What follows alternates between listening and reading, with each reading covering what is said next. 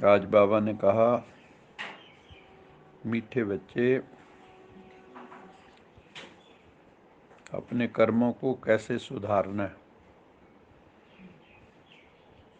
कल भी हमने बात की थी कि कर्मों का बीज क्या है? विचार, संकल्प, विचार। जब तक मन में विचार नहीं उठेगा तब तक वो कर्म में नहीं आएगा। और मन के धरातल पर ही अगर हमने एक्शन ले लिया, उसको कर्म में आने नहीं दिया जो गलत विचार है, तो बाबा ने कहा फिर तुम्हारे कर्म श्रेष्ठ हो जाएंगे। अगर गलत कर्म नहीं होंगे, लेकिन मन को गाइड कौन करे, मन को कौन समझाए? क्योंकि जब तक मन की अपनी मत है तो खतरे बहुत हैं। जब मन अपनी मत पे चलता है या विषय विकारों के पीछे दौड़ता है या दुनिया के पदार्थों के पीछे दौड़ता है या धन दौलत के पीछे दौड़ता है, किसी देह के आकर्षण के पीछे दौड़ता है, तो खतरे बहुत हैं। तो बाबा कहता है कर्मों को सुधारना चाहते हो, क्योंकि भगवान आता ही किस लिए है और कब आता है? भगवान आता है धर्म गलाने के समय। जब तक धर्म नहीं होगा तब तक कर्म श्रेष्ठ हो नहीं सकता। धर्म और कर्म का गहरा संबंध है। धर्म और कर्म का गहरा संबंध है। अगर कर्मों का आधार धर्म होगा, वो भी यथार्थ धर्म जो परम पिता परमात्मा आके स्थापित करते हैं, सत धर्म। क्योंकि दुनिया में धर्मों की तो कमी नहीं है, लेकिन हम देख रहे हैं फिर भी झगड़े कितने हैं। अगर धर्म हो सही अर्थों में, मजहब नहीं सिखाता आपस में बैर रखना, तो हमारा किसी से बैर होगा? और अभी देखो सब जगह दीवारें बन गई हैं, सब आपस में लड़ने को तैयार बैठे हुए, चाहे अजान की बात हो चाहे हनुमान की बात हो। तो ये सब क्या है? अज्ञान। ये अज्ञान से युद्ध होते हैं, ज्ञान से समझौता होता है। अज्ञान से क्या होता है? झगड़ा। और ज्ञान से क्या होता है? समझौता। क्यों? ज्ञान का दूसरा नाम क्या है? समझ। बाबा तो सिंपल भाषा बोलता है। बाबा कहता है मैं तुम्हें बेसमझ से समझदार बनाने आया। कई बार ज्ञान शब्द भी नहीं बोलता, सिंपल समझ। तुम समझदार बनाने आया हूँ, बेसमझ हो गए। तो अभी जो है दुनिया में बेसमझदार ज़्यादा हो गए।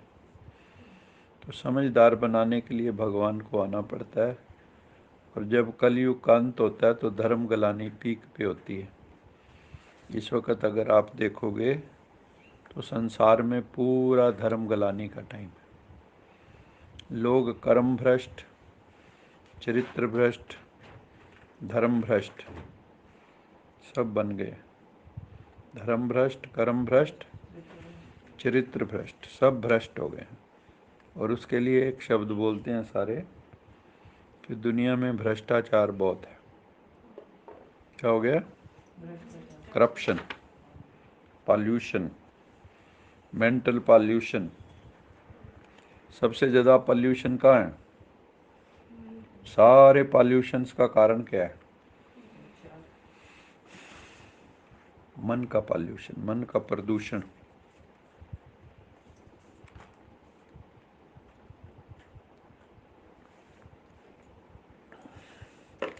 तो मन में जो पॉल्यूशन है, प्रदूषण है, उसको भगवान आके ख़त्म करता है ज्ञान और योग की शक्ति से। तो बाबा कहते हैं कि कर्मों को अगर सुधारना है, पापों को जो कर चुके हो, जो अब आपके हाथ में नहीं, हाथ से निकल चुके हैं, तीर जो है कमान से निकल चुका है, अब उसका क्या किया जाए। तो बाबा ने कहा फिर भी मैं विधि बताता हूँ, जो गलती हो गई है उसको भी सुधारा जा सकता है। एक इतनी आसान विधि है फिर भी हम करते नहीं। कितनी आसान विधि, क्या विधि है? बस हम सारी दुनिया को तो याद कर लेते हैं, चाचे ताए को, ये फलाना रिश्तेदार, फलाना ये फलाना वो, और ये भगवान को याद करने में सांप क्यों सूंघ जाता है? सोचने की बात है ना। सारी दुनिया याद आती है, मन दुनिया में खूब घूमता है, पदार्थों में खूब घूमता है, विषयों में खूब घूमता है, लेकिन परमात्मा जो निर्विषयानंद है उसमें नहीं जाता। वो तो विषयों के परे का आनंद है ना, वो तो परमानंद है, वहाँ नहीं जाता। क्यों?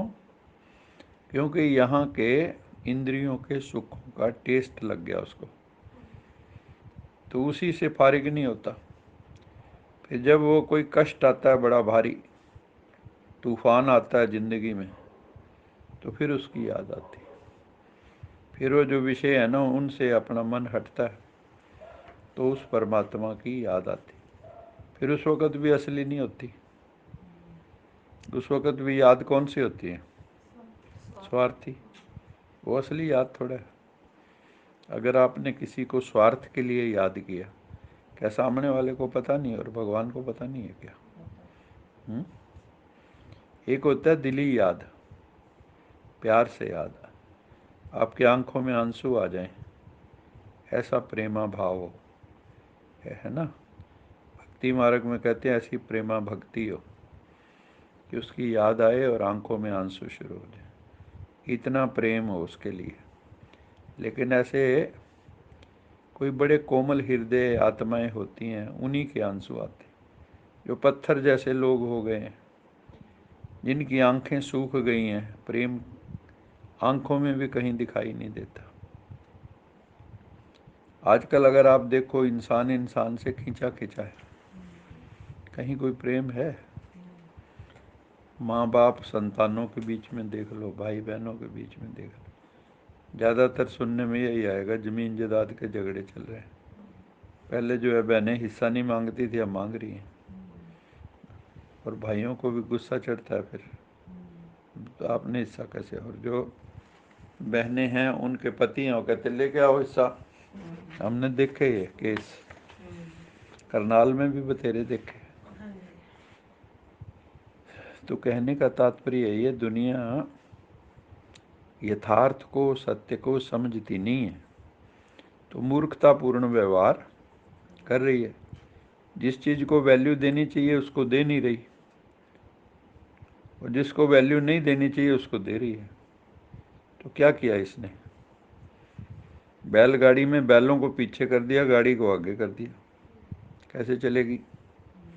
लेकिन दुनिया ऐसे ही चला रही गाड़ी को, उल्टी गाड़ी चल रही। तो भगवान कहते हैं भी तुम और कुछ नहीं, मैं तुम्हें आसान तरीका बताता हूँ, तुम ज़्यादा सोच समझ में ना पड़ो, मैं जो बताता हूँ वो तो कर लो, श्रीमत पे चलो। मेरी जो मत है, मैं गारंटी करता हूँ, मेरी मत पे चलोगे तो तुम्हारी कभी दुर्गति नहीं होगी। भगवान की मत पे चलेंगे तो कभी दुर्गति नहीं होगी, और मन की मत पे चलोगे तो कभी सदगति नहीं होगी, क्योंकि मन को आदत पड़ गई जन्म जन्मांतर के विषय विकारों की, तो उसका मन बार बार उसी में लगेगा, वहीं जाएगा, लौट लौट के वहाँ जाएगा। अब जब जिनको परमात्म रस लग गया, राम रस पियो रे, खुशी खुशी जियो रे, वो कौन सा यशपल गीत?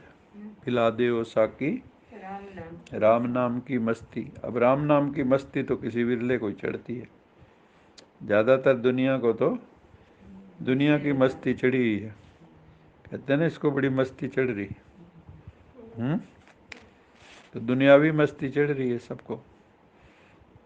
तो बाबा कहते हैं अगर कर्मों को सुधारना है तो मेरी श्रीमत पर चलो।